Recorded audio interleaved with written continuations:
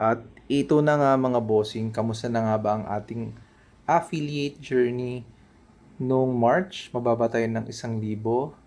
Pero nung April, ayan, nung April, ito yung inabot ng income natin. So, improving.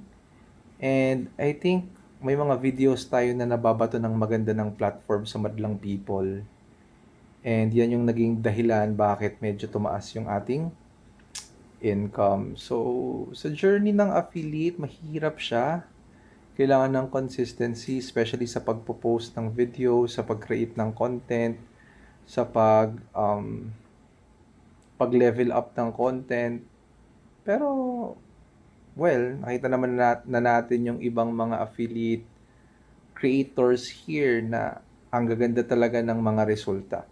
So, kung ikaw ay same ko na small affiliate creator pa lang, push lang. So, ayun. Let's go.